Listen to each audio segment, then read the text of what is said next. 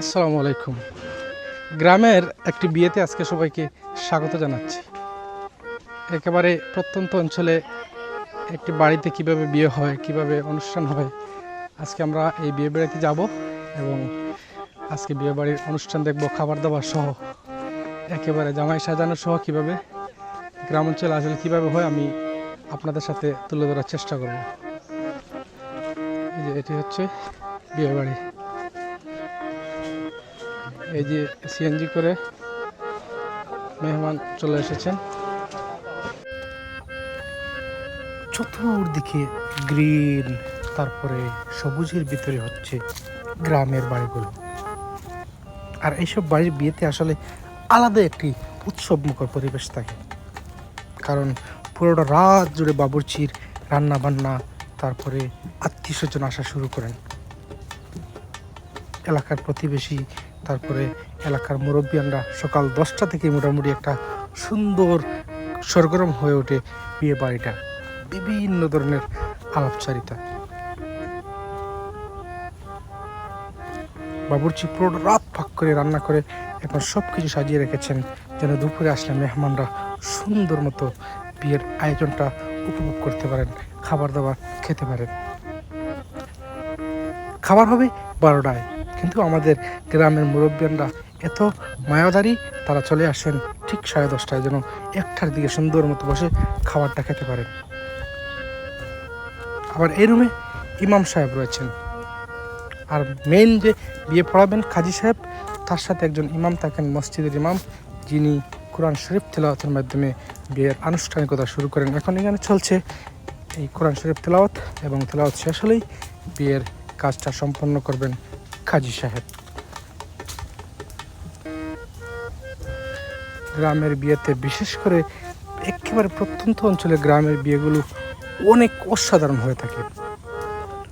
এত বেশি আধুনিকতার ছোঁয়া থাকে না, একেবারে সাধারণ খাটে বসে মানুষজন বিয়ে শেষ করেন। এই যে বসে রয়েছেন আমরা দেখতে পাচ্ছি একেবারেই সতেজভাবে গ্রামের বর,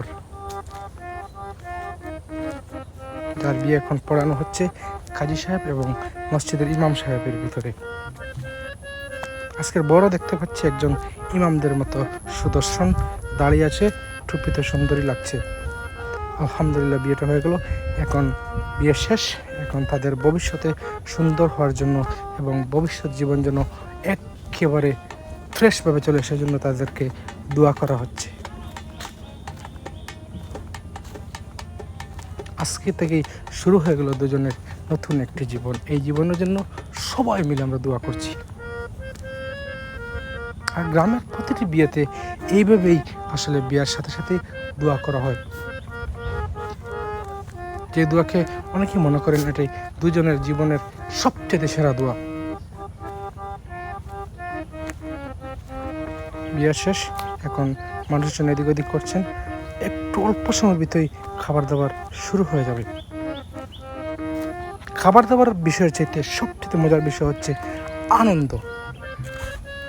মানুষজন খাবারের আগে বসে রয়েছেন, বিভিন্ন ধরনের গাল গল্প করছেন, এবং একেবারে দেশি চাউলের ভাত, যেগুলো আপনি যত বেশি খাবেন আপনার ডায়াবেটিস অথবা কোলেস্ট্রল কোনো ক্ষতি করবে না।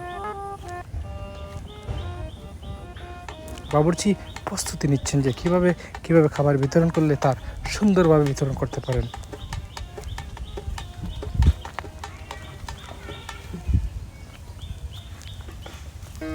ওয়াও, বাবুর্চি আলু মাংস নেওয়া শুরু করে দিয়েছেন। এরপরে দিবেন গরুর মাংস বোনা, তারপরে দিবেন ডাল, এরপরে দিবেন দই অথবা দুধ, আর সব শেষে রয়েছে একেবারে মুখ লাল করা পান সুপারি। প্রিয় দর্শক, গ্রামীণ পরিবেশে আসলে গ্রামের উঠোনে বসে খাবার খাওয়া যে কত আনন্দের এবং কত মজার, সেটি যারা খায় তারা শুধুমাত্রই জানে। আর খাবারের চাইতে সবচেয়ে আনন্দের বিষয় হচ্ছে কেউকে খাবার সার্ভ করা, অর্থাৎ খাবার প্লেটের মধ্যে উঠিয়ে দেওয়া। আজকে যে দুজনের নতুন জীবন শুরু হলো, তাদের জন্য রইল আমার অন্তরের অন্তঃস্থল থেকে অনেক অনেক দোয়া, তাদের জীবন যেন সুন্দরভাবে চলে। প্রিয় দর্শক, আজকের এই বিয়ের ব্লগটি দেখার জন্য সবাইকে অসংখ্য অসংখ্য ধন্যবাদ।